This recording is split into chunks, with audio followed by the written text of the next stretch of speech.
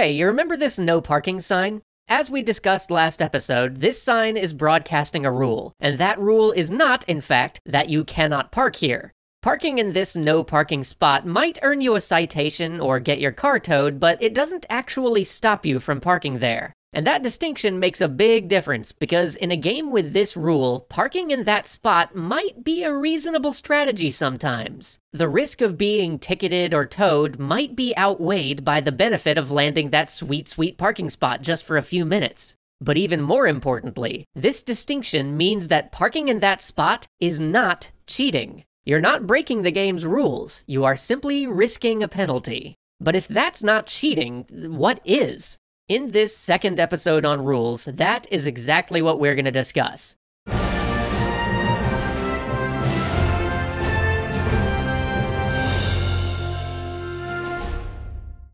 What counts as cheating in a gaming or political system, and why do people do it? By the way, this episode is probably going to make a lot more sense if you watched our previous episode on rules first, just in case you haven't yet.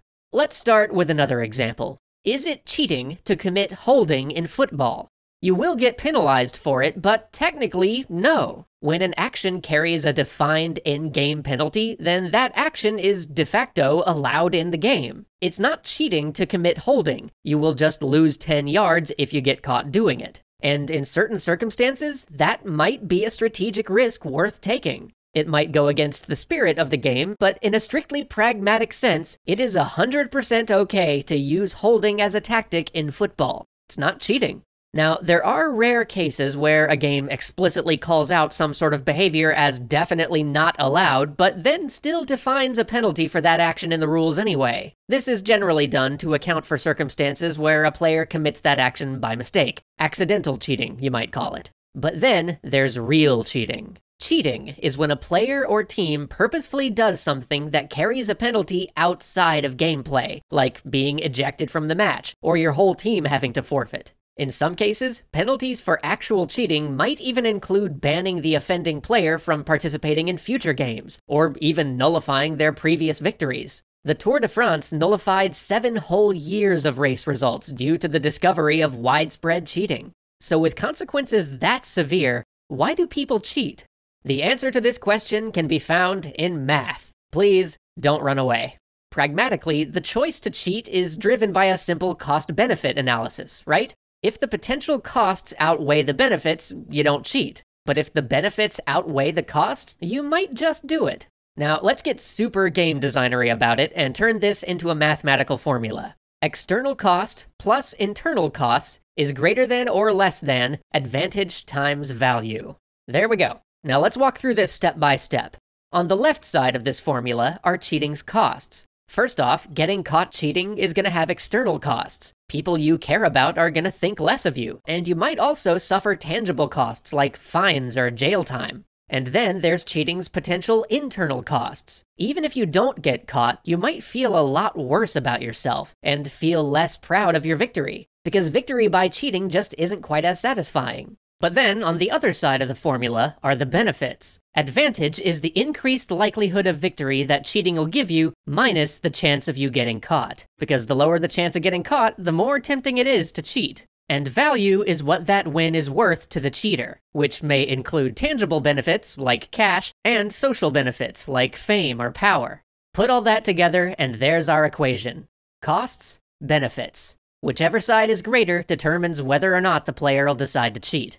Let's try applying this. For example, why is cheating so uncommon with tabletop games? Well, because the external cost of what your friends will think and the internal cost of how bad you'll probably feel are pretty high compared to the relatively small value of winning a casual tabletop game with friends. And also, they might tell your mom.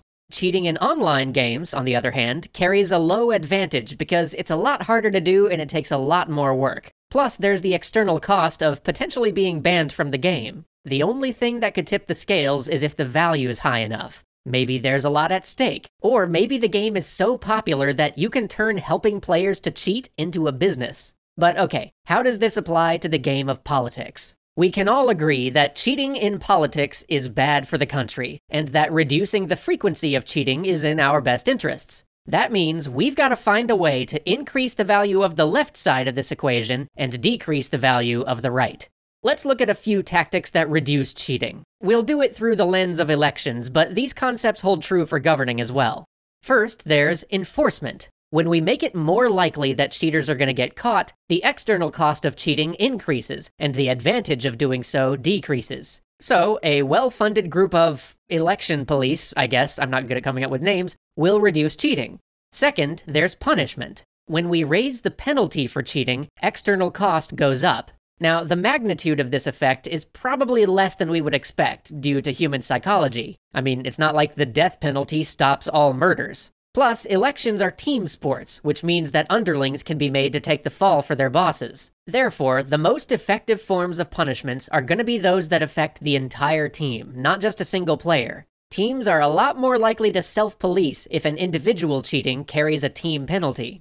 Third, there's shame. Culturally, we have all generally agreed that cheating makes you a bad person, whether you get caught or not. But in some caustic game environments, like politics, that might flip on you. What if a player sees themselves not as unethical for cheating, but as clever? At that point, the internal cost has actually flipped into being a benefit, and the external cost can do the same thing in a scenario where cheating is admired by the people the cheater cares about. In these environments, external and internal costs swap to the other side of the equation, and only benefit remains. When bad behavior is rewarded socially, things can go screwy real fast. To limit this, we need to do more to reinforce cheating as shameful. And that might sound impossible, but it's actually done all the time. Walmart reduces the frequency of shoplifting just by hiring greeters who give you a friendly hello as you walk through the door, raising the internal cost of cheating on potential shoplifters by making them feel guilty about theft.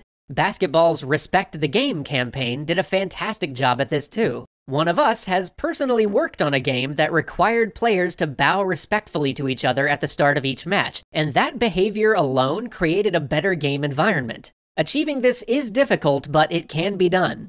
Fourth, we can increase game security. When you play blackjack at a casino, the casino provides a dealer, which ensures that even if you have the ability to deal from the bottom of the deck, you're not going to be able to. In politics, we would be wise to take a page from the casino playbook and increase our game security. High-security games structurally remove players' access to certain known cheating methods, lowering the advantage of those cheats to zero and allowing enforcement officials to concentrate on other risks. Increasing game security is done through standardization and interaction reduction. Some changes, like campaign finance reform, might be constitutionally challenging to implement, but other changes, like shortening our election cycle, regulating candidate behavior, increasing disclosure requirements, standardizing voting practices, those things are all absolutely doable.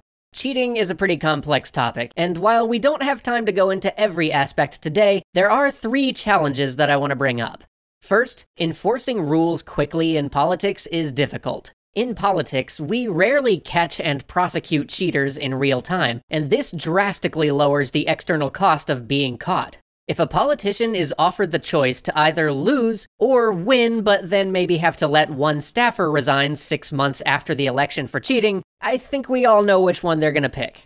Second, there's that otherwise normal behavior complication. In the last episode, we talked about how the assumption of otherwise normal behavior in a game implies unwritten rules. They may not be explicitly written, but breaking them is still cheating. You punch your opponent in a chess match, you get sent home. It's implied. But looking at our formula, you can see why these rules get broken in politics all the time. The external and internal costs of breaking otherwise normal behavior rules approaches zero if you only care about the people who agree with you politically. At this point, we've normalized our politicians acting in a way that few parents would accept from their 8-year-olds. Lying is universally accepted as wrong, but widely accepted in politics. Grossly oversimplifying complex issues, pretending to be offended by the actions of your opponent when you yourself have done the exact same thing, blatantly dodging questions, and taking credit for things you had nothing to do with, these are all behaviors which we have come to tolerate from our political representatives, which is a problem.